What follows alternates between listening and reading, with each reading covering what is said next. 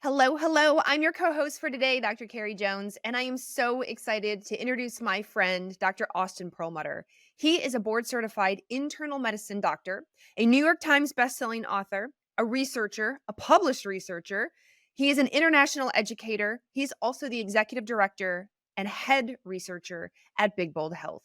Today, we talked all about your brain, and Austin has a really great perspective on the brain is everything. Like the buck starts and stops with your brain. You want to make a hormone? Starts in your brain. You want to do something? Starts in your brain. And if your brain isn't doing well, then nothing downstream is going to do well. So we talked a lot about brain health, and then we talked a lot about the actionable items you can take, because I'm all about practical and tactical, to help your brain get and feel better, get healthier, make that hormone. So listen in as Dr. Austin Perlmutter gives us all the tips.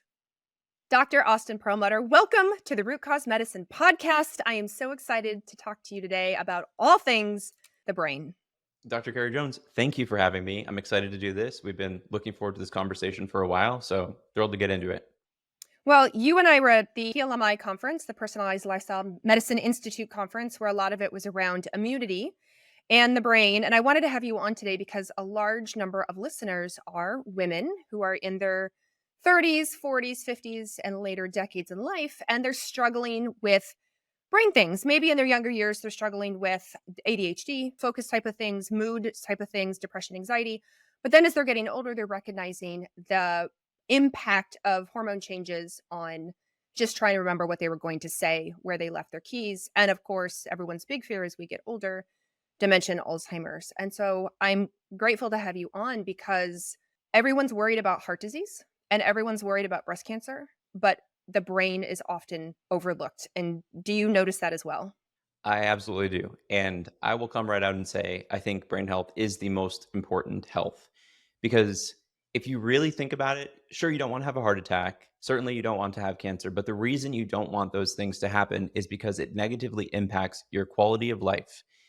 And really, that's what we're talking about here. When we're talking about brain health, it's quality of life, it's the ability to participate in and enjoy your day to day experience because our mental health and our cognitive health, and again, our appreciation for the world is a direct manifestation of what happens in our brains. And unfortunately, we've just overlooked this for far too long. We've focused on all of these surrogates. I actually think this is one of the biggest issues in modern day healthcare is we choose these surrogate outcomes, and it doesn't mean that they don't matter. You don't want to have incredibly high blood pressure. You don't want to have incredibly poorly controlled diabetes. But at the end of the day, what you really don't want to have is a brain that doesn't function the way you want it to. And so, if we were going to reframe and reshape the way that we look at health from the primary endpoint, which is brain health, it changes the conversation around what we should be prioritizing, what we should be doing in a given day. And the last thing I'll say on this front is you brought up a really important point, and that is when we look at brain specific conditions, women appear to experience two of them at much higher levels than men. And those two are going to be dementia, in particular Alzheimer's dementia, which is the most common form of dementia, around 70% of all dementias, as well as depression, which seems to preferentially affect women. So, those are two of the most common brain conditions out there. And given that hundreds of millions of people around the world are experiencing these right now, it is absolutely something we need to be talking about.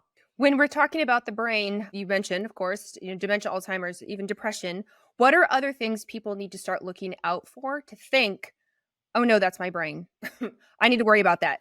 Well, kind of by definition, anything you're thinking about is really a brain thing by the way you're using it, right? But you're correct in that we have historically looked at brain diseases as kind of the only thing to worry about as it relates to the brain.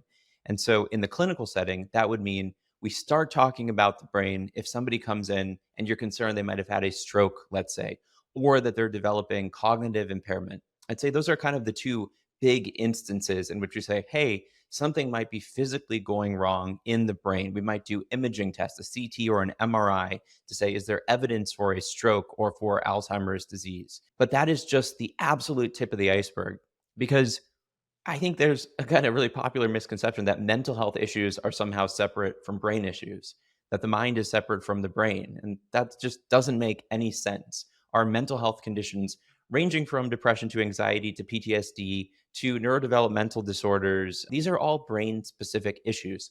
I would expand that further, however, and say that ideally, we would be talking not just about pathology or diseases, but we would be talking about moment to moment what is happening in our brains. So, your decision making process, your ability to choose to eat something healthy or instead to choose to spend 4 hours watching Netflix is a direct manifestation of what is going on in your brain. Something like brain fog is obviously a reflection of what is happening in your brain. Energy, your experience of do I have energy or do I not have energy, is an obvious reflection of what is happening in your brain. So, this is why I keep saying this idea that really brain state and brain health is the primary thing that we need to be concerned about. And that is especially relevant in the context of our understanding that right now, 7 out of 10 of the top contributors to death around the planet are chronic diseases. Now, there are a number of reasons why these chronic diseases develop, but one of the primary reasons for basically all of these conditions is going to be lifestyle that basically supports high inflammation, supports metabolic dysfunction, and promotes a unhealthy brain state. Here's the key to it though. While there are a number of variables involved in why we choose to do something, at the end of the day, so much of this comes down to our sense of agency, our sense of willpower, our sense of autonomy over what we're doing. These are psychological terms that are a direct output of brain state. So, if you want to be a healthy person, you need to design a brain that will enable you to make consistently healthy decisions.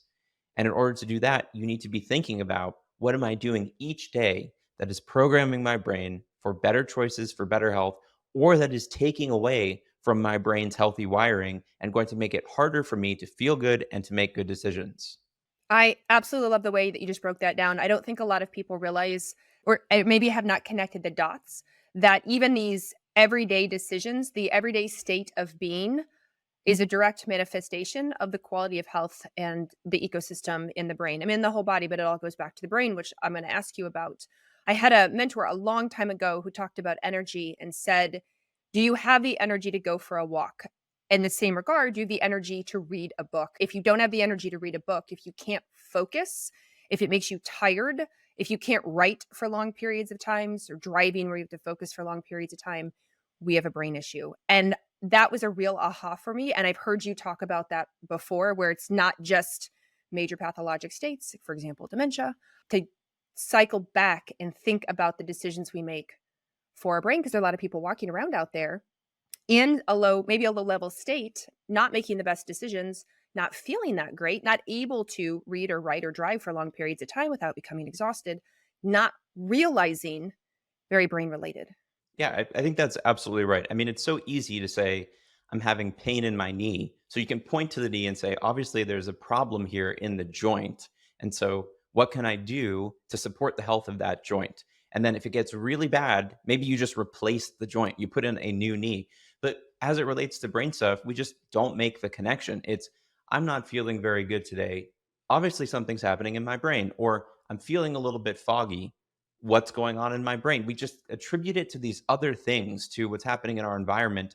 And while I'm a huge fan of the field of psychology, I think there is a danger in essence, saying this is a psychological construct as opposed to a biological construct. We can intervene on biology through the field of psychology, but we need to also be thinking about in a given day, what can I do that has a direct and meaningful impact on what is happening inside my skull, on the tangible pieces of the brain. And so, here, what I'm talking about is something like 80 billion neurons, as well as around 80 billion what are called glial cells. Historically, these were thought of as support cells. They're anything but, they're incredibly relevant to every aspect of what our brain does. And what we know now is that either for the better or for the worse, each decision that we make, each breath of air we bring in, each interaction we have with the outside world directly impacts both the structure and the function of these neurons and these glial cells. And so this is kind of getting to the core reality of how do our day to day choices impact who we are, how we feel, how we interact with the world. The further you get into this, it gets kind of interesting because you start to unpack concepts like personality traits and you start to realize that this idea of self, this identity that is so much easier to say is a static thing. I'm me today and I'm the same me tomorrow. Well, turns out that you can grow new neurons over the course of your lifespan. And more importantly, you change the wiring between those neurons each day with each moment. So, this concept of me, this concept of I, is quite fluid and it can change either for the better or for the worse. The rub, I guess, is that if you don't do anything to take over control of what is programming your brain and you let whatever is around you, on average, control what happens within your brain, you're going to have a bad time. Because when we look at rates of mental health and cognitive health issues across the lifespan, and especially for women, we see that these rates are incredibly high, disappointingly high, and that at this time, modern medicine, in essence, sets us up to wait until things are so bad that we need a diagnosis before we are willing to intervene. And at the point of intervention, I'm 100% on board with people seeking medical care for their conditions, whether that's dementia, depression. But the reality is that our current medications for depression are not as effective as we'd like them to be. Something like 50% of people will show a significant improvement on a conventional antidepressant like an SSRI, and only about a third will show complete remission. Doesn't mean that isn't the best we can do right now with modern medicine, but it does mean we need to be thinking upstream. And as it relates to dementia, in particular Alzheimer's, which is again the most common form of dementia affecting about two-thirds women and one-third men, current medications just don't work that well. So all of this is to say, if you're out there listening, if you're watching this, your best chance at having a brain that is healthy is starting right now to make changes to your life to protect your brain function and the future and to improve it today. Do not wait until you are told by somebody else or you are forced to go see a doctor because things have gotten so bad. At that point, you've lost your best opportunity for good brain health. It's the Dr. Perlmutter battle cry. Do not wait. If you think of all the people who've probably said to their doctor, I'm feeling brain fog. They may not use the word brain fog, but I'm feeling down. I'm feeling like I can't connect the dots. I'm feeling overwhelmed. I'm feeling whatever it is. And how often, especially in women's health, are they told that's expected, that's normal? Well, you have 2 kids under the age of 5. It seems like you have a lot of stress going on. Well, that's what happens in perimenopause. Let's try to ride this out. Here is whatever, an SSRI, here's an ADHD medication.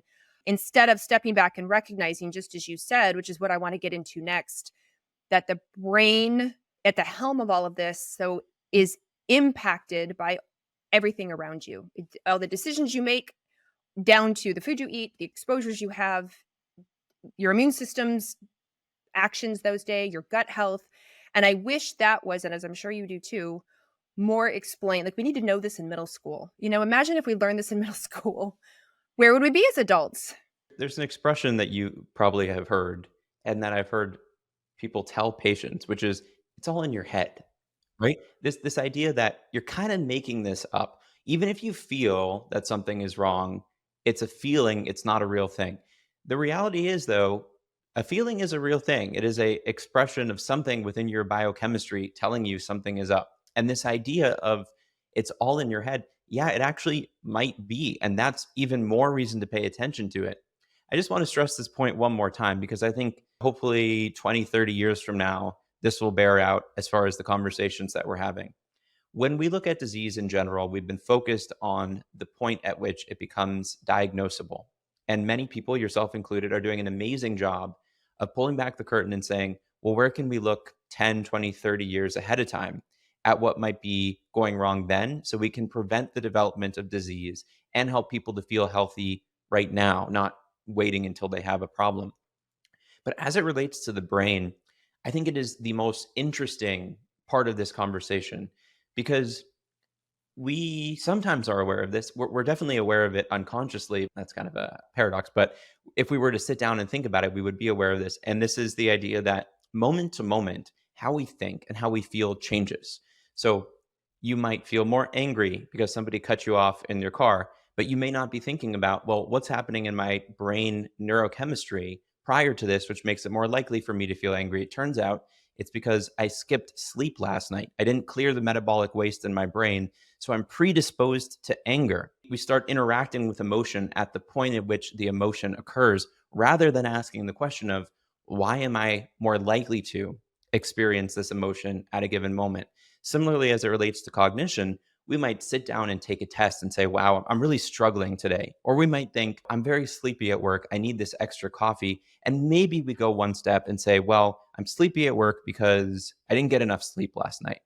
But what people are not asking is, why didn't I get enough sleep last night? So the answer to that, it might be that a person has sleep apnea and they're not getting high quality sleep. It might be that they stayed up late the night before to watch Netflix. And the reason they stayed up late to watch Netflix might be because they're stressed at a job that is not a good fit for them. So the point being, the more nuanced we get as it relates to our moment to moment brain function, how are we thinking? How are we feeling? And then start to look backwards to say, what are the factors that contributed to it? The more agency and control we have over what our brains will be like tomorrow. And I think that's the most empowering message of all. If you wanted to actually operate on your core system, to have access to the main computer, the hard drive of what makes you who you are, it is working on your brain. And these changes are usually not as intense as people might want them to be. So, for example, if you have pain in your knee, let's go back to that swollen knee, and a doctor injects it with a steroid, you might feel a benefit pretty quickly. With the brain, it might take a little bit longer for many of these things, but it is like investing in the best stock on the planet. The compounding interest you get from prioritizing your brain health is literally the most important thing that you will ever have in your life. But everything around us is stacked up to make us not only try to ignore that, but actually to convince us that the solution to better brain and mental health is doing the stuff that has the exact opposite effect. Meaning, if a person is stressed, is feeling low, they will then be more likely to fall victim to the advertisement telling them to eat this junk food. We know we make worse decisions when we're stressed. So you're solving for a moment the psychological anguish that comes from being stressed with something, this food, that is literally going to program your brain for worse health. And I think that is so important, is that we have created a system in which we are solving for our brain problems with things that make them worse. So unless we get off that merry-go-round, we are in this doom loop of perpetually moving closer and closer to these, at this time at least, irreversible conditions, of which Alzheimer's is probably the best example. Well, I want to talk about the quote unquote things that make them worse, because the brain, the neurons, the glial cells, the neurotransmitters, all the things, they are canaries in the coal mine, right? They're very reactive to everything. They're like dramatic divas, which can sound overwhelming and scary, but as you keep saying, like, you can be very proactive about it. So I want to touch on all the different areas and things in your lifestyle and day-to-day habits and choices that affect your brain, so that we can go into the super positive part about, all right, now let's make for the most optimal brain health ever in the second half of the podcast. Yeah, absolutely. And I would just echo what you're saying. Our brains are incredibly dynamic. There's really nothing about them that is fixed. Now, it is true that we don't grow that many new neurons over the course of our lifespan, but it is simultaneously true that that may not be the most important thing. We have historically looked at conditions like Alzheimer's and said, oh, there's atrophy. We've lost the neurons. Same with depression. It probably makes more sense to say we've lost the connections between the neurons, meaning the wiring between the neurons may be the more important variable. So there are trillions of synapses in the brain. And with each passing moment, you are changing the strength and number of those connections. So, just again, to reiterate this, you absolutely can and will be changing your brain each passing moment. You absolutely might be doing this in the wrong direction unless you take agency over how that change is happening. So, to your second point, I think it's really helpful to look at the systems in the body that have a major role on what's happening in the brain. And there are a number of them. Once you actually get to the brain, you can talk about neurotransmitters. I feel like everyone likes to talk about, oh, your dopamine and your serotonin. But if you're going to back out for a moment and talk about systems that have a major role in the brain, I think the endocrine system and the immune system are probably the two most important places to start. And Carrie, obviously, you're an expert in the endocrine side of things. So maybe let's start with the immune side of things, because I think that's an area that many people would be amazed to know how much there is actual change happening in the brain. So, generally speaking, the immune system made up of trillions of cells, the majority of them are located in the gut. And historically, meaning for many decades, it was thought that the immune system in the body had very little to do with what was happening in the brain.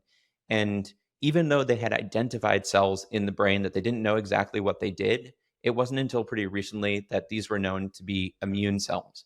We now know that basically every cell in the brain participates in the immune system, meaning neurons have receptors for immune signals, produce immune signals. Astrocytes, same thing. Oligodendrocytes, the same thing. But the core of this conversation is really around this idea of a certain cell type called a microglial cell. And this is about 20 billion cells in your brain.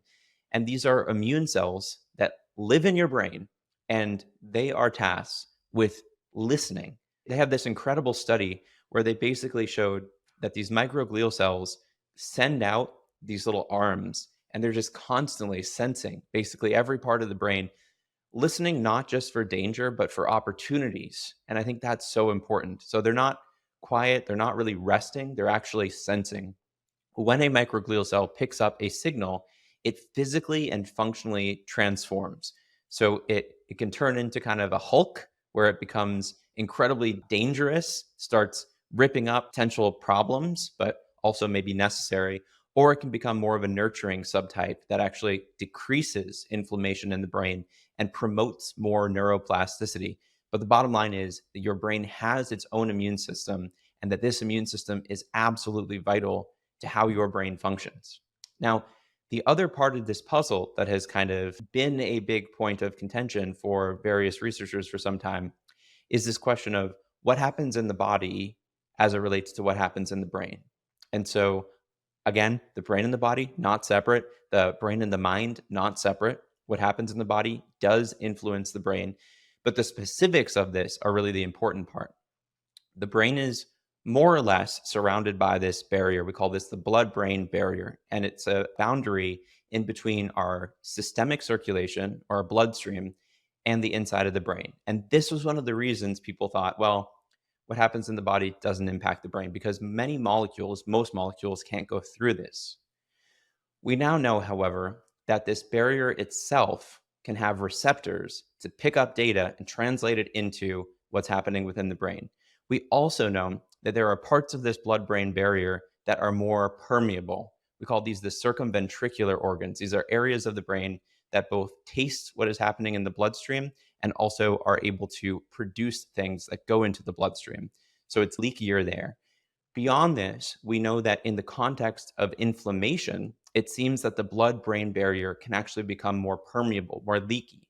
So we're seeing kind of a mirroring of what has already been described very clearly in the gut, where if there are problems in the gut, it can become more permeable, you get higher zonulin levels, and it's believed that certain bacteria and other pieces of food and things in our gut that we don't want getting into our bloodstream can penetrate into our bloodstream and create inflammation.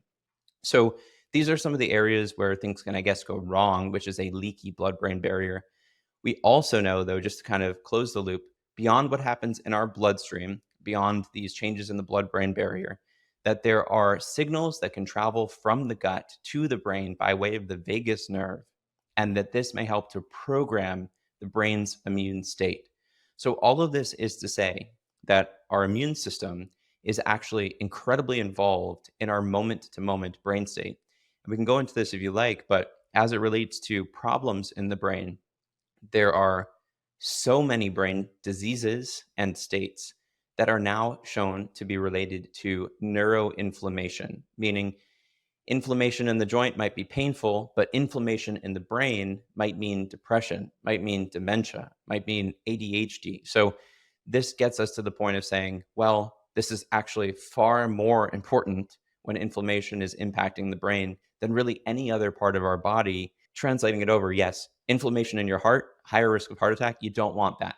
But inflammatory activation in the brain might be an even bigger issue because it compromises our quality of thinking and potentially our mood. So, immunity, very important for the brain. And when it comes to immunity and inflammation, I do like to just point this out. Not everybody is going to feel inflammation the way they think they're going to. Going back to the painful joint, if your joint hurts, that's inflammation and you can identify it. My knee hurts, that's inflammation. But if you have a low grade inflammation, let's say you're eating a food group all the time that maybe you shouldn't be because you're allergic and you don't care. Maybe it's environmental exposure to something all the time. Maybe it's stress, high and low grade stress all the time. Maybe it's a history of trauma, big T and little t, or D, all of the above, can lead to an inflammation that you may not necessarily feel like a hurt knee, correct? But you may definitely notice it from a brain standpoint. Yeah, that's absolutely right. And just to bring in a couple of examples, kind of at the periphery of what people may not be aware of. One is a recent study that came out looking at rates of kind of COVID infection and then looked at rates of brain fog. And what they found is when they did imaging tests, that there was a correlation between basically a damaged blood brain barrier and inflammatory immune activation in the brain and brain fog symptoms. So, why that's important is brain fog may itself be a manifestation of brain immune activation or inflammation. Now, some other data that I found fascinating comes from studying air pollution. And everyone's aware of air pollution in the context of there's a wildfire outside, and probably I shouldn't be out there running a marathon because that smoke is making me cough. The reality is that air pollution is one of the most undervalued sources of inflammation in the modern day world. And you breathe in roughly 20,000 breaths per day. The quality of the air you breathe in is a huge variable in how you think, how you act, and how you feel. Not to mention, to get into the whole kind of obesogen conversation, what it does to the endocrine system. So, when we look at correlations between air pollution exposure and what people do, how they think, how they feel, this data is just incredible. There was a 10-year study that was just published a few years ago, I think 2019, where they looked at hundreds of thousands of crimes across the United States, all these different counties. There's like a quarter of all the counties in the United States. And they cross referenced it with the satellite data showing air pollution levels. What they found is there was a strong correlation between how much air pollution exposure people had and therefore how much inflammation they were experiencing and rate of crime. But here's the kicker for me. It wasn't premeditated crime. It wasn't like air pollution had people plan a elaborate bank heist and then they, pulled it off a week later. It was violent, impulsive crime, meaning that when people were exposed to air pollution, they did things that really no person should logically do. It impacted the brain in a way that made no sense to people who were thinking clearly. Beyond that, we know air pollution correlates with worse test taking scores in children. And we know that on the whole, air pollution correlates with depression and dementia risk. And this is research just published in the Journal of the American Medical Association over the last couple of years. So I think this is all reasons. I mean, again, everyone needs to find what matters to them, but people having more violent behavior, people having trouble taking tests, people having more brain fog, people at higher risk for mental health disorders, people at higher risk for cognitive health disorders and diseases. That is more than enough reason, in my opinion, that if we're trying to protect our brain, inflammation should be a cornerstone of any sort of preventive strategy. So, speaking of, are there ways to lab test? Obviously, symptomatology gives us a lot of information, but to maybe have it in black and white on paper, are they looking at that? There are right now not standardized tests for brain inflammation that are readily available. And the reason for this is because you don't want to be taking out pieces of brain to look at in a pathology, histology context. You're kind of using it, right? So in a hospital setting, if you're worried about somebody having, let's say, a terrible abscess in their brain, you might go in and do a biopsy. But for most people, most of the time, that's not practical. So then we say, well, can you image it? Can you look with let's say, an MRI scan? And the answer is yes. So MRI and a PET scan are kind of the two major imaging modalities that we can use to look at indicators of brain inflammation. However, these are not readily available to people. And so, again, not super practical. So then we say, where else can you look? You can look in the cerebrospinal fluid. It's called a spinal tap, basically, where you go in and do a lumbar puncture and look at that fluid. Most people don't want to do that. And it's also not something that's readily available in the clinical setting. So then we go to, what are the surrogates for brain inflammation? And that's where I think it gets interesting. We know there is a correlation between what happens in the bloodstream and what happens in the brain. If you were to look at specific inflammatory markers, interleukin 6 seems to correlate. There's less data for things like tumor necrosis factor alpha, CRP. But the bottom line here is it does seem like some degree of peripheral inflammation is able to influence the brain. And one study I looked at, it was looking at what happens when you inject a person with a molecule called endotoxin or LPS, lipopolysaccharide. And you can see kind of spikes in blood levels of multiple inflammatory markers. And then a couple hours later, you get a spike in the cerebrospinal fluid levels in interleukin 6. So it does seem like, at least in that case, there's some data. The challenge here, though, is it doesn't seem like it's a one-to-one as far as a person experiencing chronic low-grade inflammation in their bloodstream and something you necessarily pick up in the brain. So I think where we go is you have to kind of draw these correlations between what data we do have. For example, there was one study looking at LPS injection, a small study, but they found that there was increased activation of a certain receptor correlates with brain inflammation and microglia that related to peripheral inflammation. So there's small data sets like that that would say that looking at peripheral inflammation does speak to what is happening in the brain. Where I think most people should be spending their time is the understanding that systemic inflammation correlates with all of these brain health conditions, and that should be sufficient for us to worry about neuroinflammation. So, if a person has high levels of not just inflammatory markers like CRP and interleukins, but if they have high levels of risk for inflammatory disorders, so now we're not talking necessarily about these esoteric tests. We're talking about a hemoglobin A1C, for example. We're talking about a high waist to hip ratio. These are indicators that a person is at higher risk for inflammation, not to mention all the conventional diseases. So, diabetes, heart disease, these are diseases associated with higher levels of inflammation. So I think you can kind of come at this in a couple of different ways. You can really get to inflammation through a host of different lab tests. Some of them are far more kind of expensive and esoteric than others, especially if you're trying to do full interleukins and other kind of cytokine panels. But I think for most people, most of the time, it's looking at the basic things.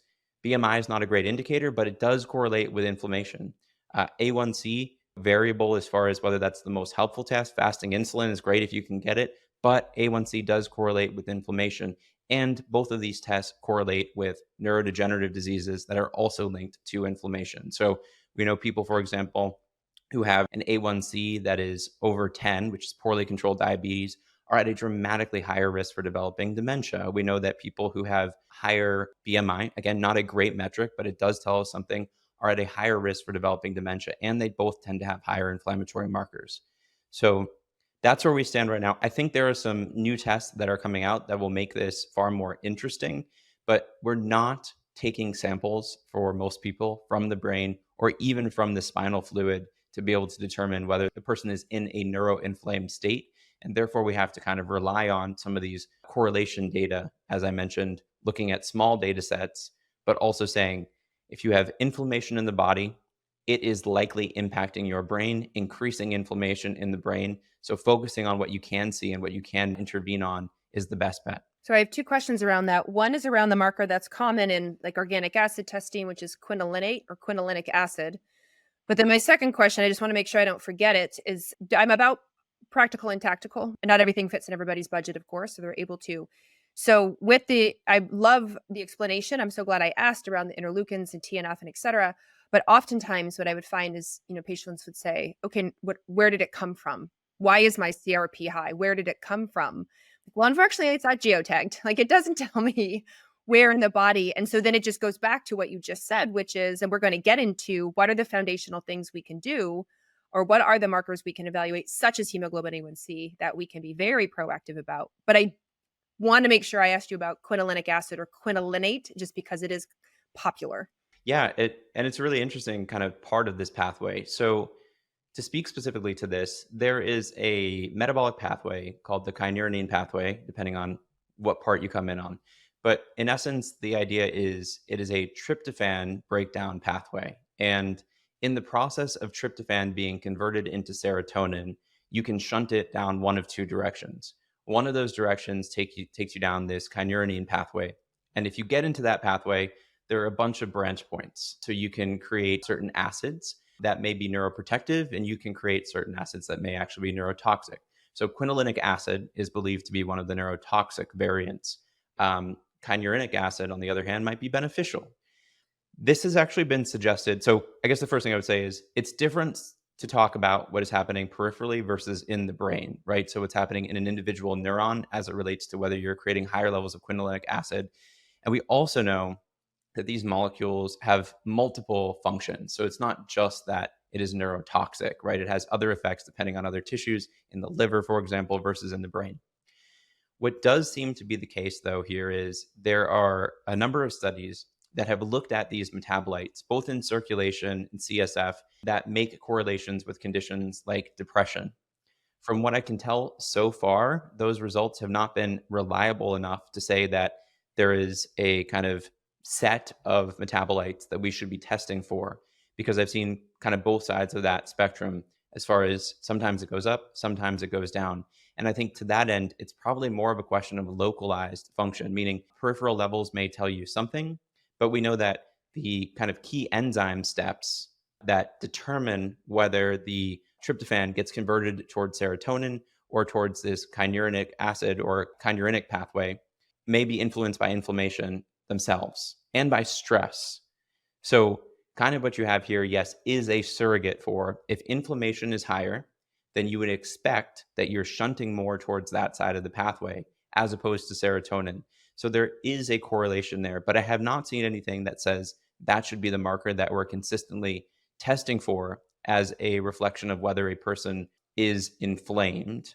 It is part of how some people would analyze that. And if you're already getting that data, I think it is kind of an adjunct to the larger picture of what you're getting for a person. But I think as we're talking about specifically the brain, I think you have to kind of ask whether circulating levels correlate with cerebral or CNS levels. And that's where I'm a little bit less certain. All right. That was really helpful because I know I get asked about that a lot. And of course, a number of functional testing companies out there have it as a marker for them. You mentioned early the glymphatic system when the brain detoxifies. Can you explain that? As I don't think people realize that actually can happen. Yeah, well, this is semi-recent research, I think around 2009. And I believe that the people who actually discovered it were at Oregon Health and Science University, which I'm sure you know well, near where you live. So this was, in essence, a pathway, a system that was identified, which was kind of a perivascular along the blood vessels system that appeared to kind of help clear out metabolic waste that had built up in the brain. And originally, it was kind of, well, this could help us to explain how waste could be removed. The update to that is that it seems to be preferentially activated or increased in the amount of waste it flushes in sleep. So this was a really interesting thing. A combination of animal and human data showed that this lymphatic system opened up 50, 60% when sleep was happening, and that when sleep was deprived, this system didn't really happen. And the related piece of this was that amyloid wasn't cleared. So the concept behind this is over the course of the day, our neurons and our brain in general, incredibly active tissue. So the statistic I think is that the brain weighs between 2 and 3 pounds, uses about 20% of our total body glucose to power those neurons. So by weight, it is very energy hungry. In the process of metabolizing all that glucose, the brain produces a lot of metabolic waste. And so it needs good clearance system. In addition, we know that amyloid, for example, builds up in the brain and gets cleared at night. There's a lot of controversy around this. Won't get into it in too much detail, but certainly there's a correlation between amyloid deposition in the brain and risks for Alzheimer's disease. And so you want to be clearing that out. The sum total of all this would suggest that one of the benefits of sleep is actually the clearing out of this waste that builds up during the day through the glymphatic system. And that if we don't get good sleep, that can create problems. It relates to both metabolic function, as I've already mentioned, because metabolic function is one of the reasons why the waste builds up. It also relates to the immune system because amyloid may actually promote inflammation, or at least it correlates with inflammation. In addition, when you block these passageways, that could, in and of itself, promote inflammatory pathways. So there's a lot to say about this. I think that really what it comes down to is like sleep just is a good thing to get every night. And it's sure it's cool that there's this pathway, but it's just kind of interesting. Maybe it's the reason for some people. For me, it's just like you absolutely need to sleep for 7 to 8, 9 hours a night. There's a very small subset of people for whom that isn't true. But fringe benefit is there's this system you're opening up. Bottom line is it's as essential for every aspect of wellness, and you just have to do it.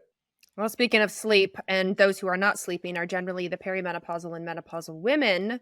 And I want to hit there next on the endocrine system before we go into Dr. Austin Perlmutter's top tips for supporting the brain, because a lot, of course, with the change in estrogens in particular, the decline in estrogens really affecting inflammation for one, and then also the brain. Yeah. Something that I am perpetually reminded of is the role of estrogen is so much more than just working through these sex hormone pathways. I mean, people think about estrogen as it relates to reproductive health, and that's great, yes.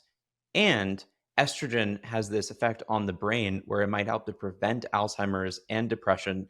And it seems to suppress the inflammatory cell activation that can occur in the context of LPS exposure. That's a very technical piece. But what I mean to say there is there are receptors on our brain cells, including microglial cells, for estrogen.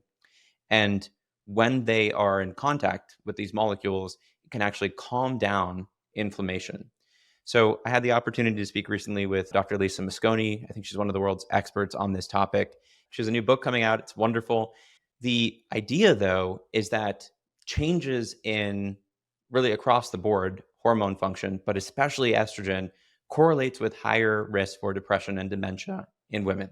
And so you can see rates of depression going up. You can see rates of dementia going up in women after menopause. And the question then is why? And so a number of pathways have been proposed. I think one of the most important one, again, is that estrogen appears to have this protective effect and this neuroplastic promoting effect on neurons. And so once that's removed, that can be an issue, right? From a metabolic perspective, from a immune and inflammatory perspective, from a neuroplastic perspective. So Dr. Mosconi, and I'm sure she'll talk about this, we had an interesting conversation about what does that represent as far as hormone replacement therapy. Obviously, it's a controversial topic, but I think if we can stay a little bit agnostic about this concept for just a moment, right, before we layer in all the increased risks of this, that, and the other, it does seem like estrogen has a protective effect on the brain. And it does seem like as that levels of estrogen come down postmenopausally, that there are increased risks for certain diseases. And so I think where we are getting to is eventually having a nuanced conversation about the risk benefit trade off. Because as you're aware, and as many people are aware, symptoms that accompany going through menopause and postmenopausal kind of brain symptoms are anything but trivial. And it is not a good plan. Saying this as somebody who has cared for these people and obviously doesn't even understand the half of what it is to experience these things, I don't think it's reasonable to say, well, this is what it is and good luck. So at least in trying to understand some of the specific pathways that are being modulated, if it isn't estrogen itself, maybe it's something that we can target using other molecules, both kind of natural molecules, food based changes, as well as potentially pharmaceuticals. But I think that the connection here is profound. And again, just to harken back to these statistics here, when we know the majority of people with depression are women, we know the majority of people with Alzheimer's are women. And we can't just say, well, they just happen to be the people who have higher risk. We need to ask the why. And this seems like it's a big part of that puzzle. Yes, absolutely. Here to that. I'm so glad that you explained it the way that you did, because unfortunately, I think a lot of women are getting blown off as they hit menopause and bring up some of these concerns, specifically related to their brain, or told this is a natural process. There's nothing you can do. And again, whether you choose to go the estrogen route or not, there is still a lot you can do, which is my next question. Let's be very proactive. What are the top tips that you like to tell everyone to protect their brain? I am of the belief that the most important thing people can do for their brain is to skip the whole sensationalized shortcuts thing and recognize that just like any sort of major investment in your health, it's more a reflection of your day to day choices than everything else.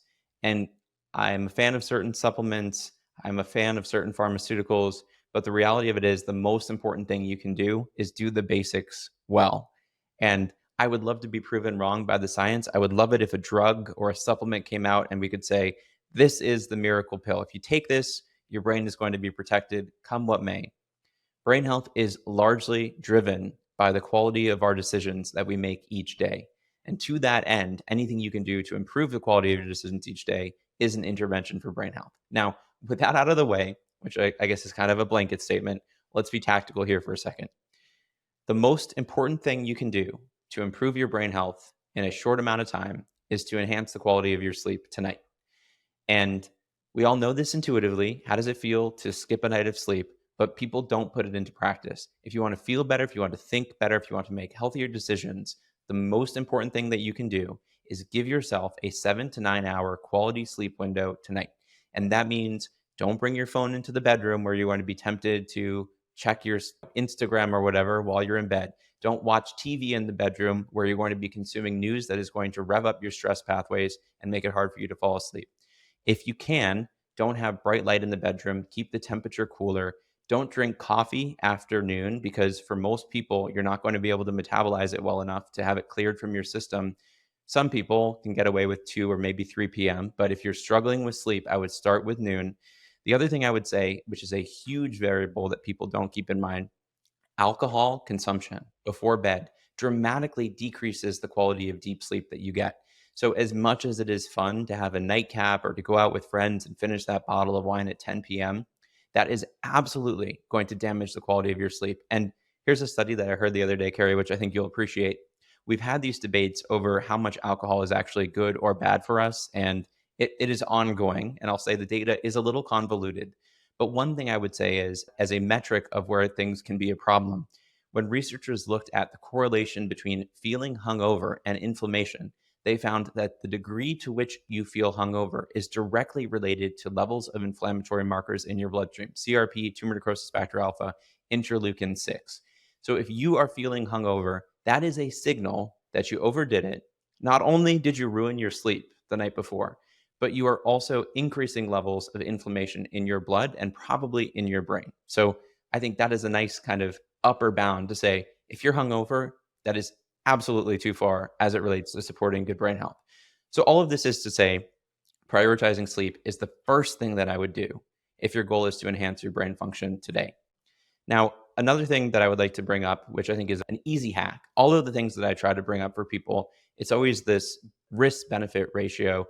And part of the risk comes in the form of cost. And so if I was to say the next step that you should take is to purchase this $4,000 program and commit to doing a retreat every weekend for the next year, yeah, that could be good for your brain, but it's not accessible.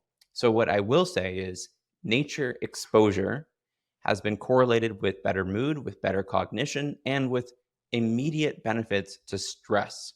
We know that stress is one of the most consistent in the research correlations with worse brain health. So, being in nature for as little as 20 minutes once a week is correlated with lower levels of cortisol. Usually, people can get into nature for a very low cost. And usually, even if you're somewhere further north, you can still get outside for a little bit. So I highly recommend getting a dose of vitamin N of 20 minutes as a brain health intervention, both in terms of the value to stress and in terms of some of the cognitive benefits that have been seen with restoring attention and enhancing focus. So, two of the top three.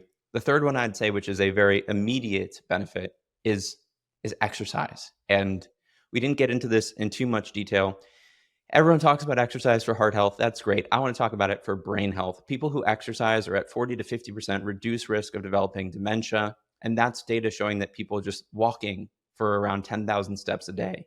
So we're really not talking about, joining a marathon club. What I think is super interesting for people to understand is that weight training may actually be a profoundly beneficial intervention for brain health. And the reason for this is when we exercise our large muscle groups, we produce these molecules called myokines. And they're these signaling molecules that overlap with the immune system. They have names like irisin, brain-derived neurotrophic factor, interleukin 6, of all things. And the research is now demonstrating that these molecules may have incredibly beneficial effects on our brain function. They may promote the kind of growth of neuronal connections. They may have protective roles against brain inflammation. So we also know from a variety of studies that just exercising for half hour actually dramatically and acutely enhances brain function. You think clear, you make better decisions. So I'd say if that is something that you can do in a given day and your goal is to improve your brain function, doing either resistance training or typical aerobic conditioning is an amazing vote for brain health. Now, all of this is to say we haven't even touched on anti stress, dietary stuff. I think those things are great. I just think that if your goal is to get the immediate benefit, these first three are the first I would start with. Well, that's what I asked for. I wanted Dr. Austin's top 3. Now, I'd be remiss if I didn't ask you, in your own personal life, and obviously people do the top tips first. Do you have a favorite supplement or 2 that you love for the brain? Because there's a lot of ads out there. There's a lot of junk out there, and I want to cut through all of that and hear what you have to say. Yeah, so I'm a bit of a minimalist when it comes to supplements. To be fair, I am a younger person and I don't have any chronic health issues yet. So I think that calculus changes as you move from prevention to treatment.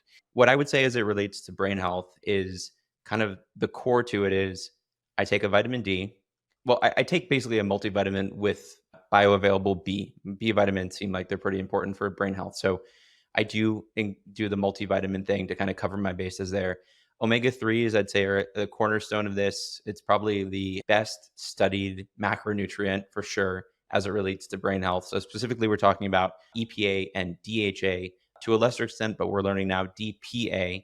And to kind of tease, I guess, where the science is going next, we're learning that the conversion in between these molecules matters because you can eat in nuts and plants a less available version of omega 3s, alpha linolenic acid, that then gets converted to EPA, that gets converted to DHA. But the next phase is that we understand that these omega 3s can be converted into these molecules called pro resolving mediators. And so these are the ultra version. So for me, I do also work with a company called Big Bold Health. So there's some intrinsic bias there, but we source our fish oils from Alaska, from Alaskan fish in a sustainable manner. So that's the go to omega 3 supplement that I would use. And then beyond that, I would say there's evidence for magnesium. I mean, this is one of these deficiencies or insufficiencies that even conventional medicine seems on board with, that most people are not getting enough dietary magnesium. There's some evidence for more brain available threonate and other forms of magnesium. I'm not fully convinced that it has to be a certain form. You might have opinions on that. I'd be curious to hear. But I think magnesium supplementation can be helpful. And then there's a lot to be said about kind of the gut brain connection. So there's not as much to be said about should you be eating a specific strain of bacteria to promote brain health. There are a couple of small studies that have been done looking at what are called psychobiotics, meaning probiotics that have a brain specific effect. So this isn't a supplement, but I do try to eat fermented foods, specifically sauerkraut, as much as I can.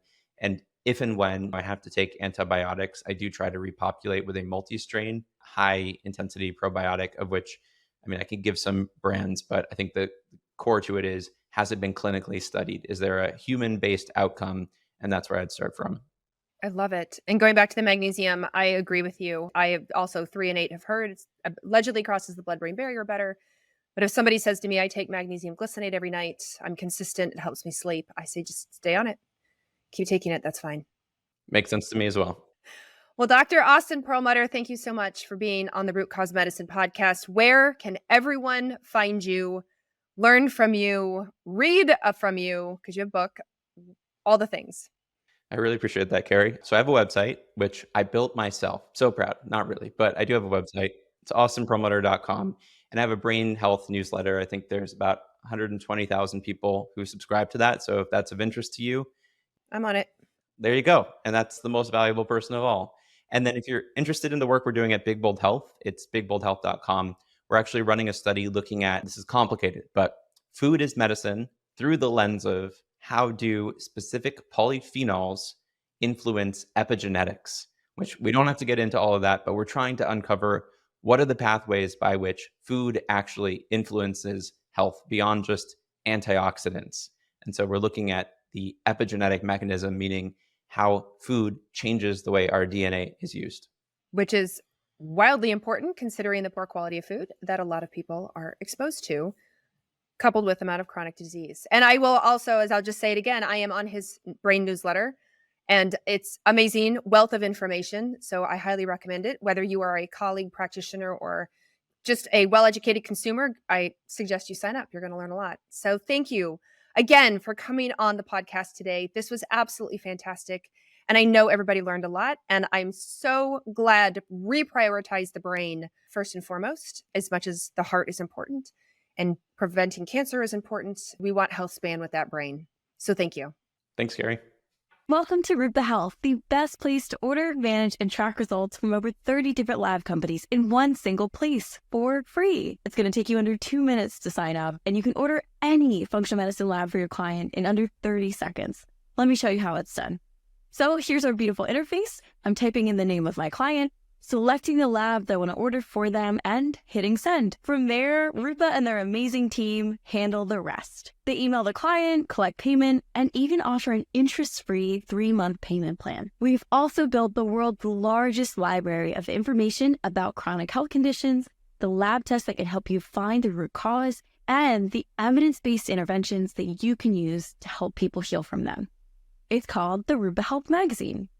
There, we have in-depth articles about almost any health condition you can imagine. And we give you step-by-step protocols that other clinicians have used to help their clients heal and that are verified by evidence-based sources. You should totally check it out, and it'll transform your practice. And we can't wait to see you. So make sure you sign up today at rupahealth.com.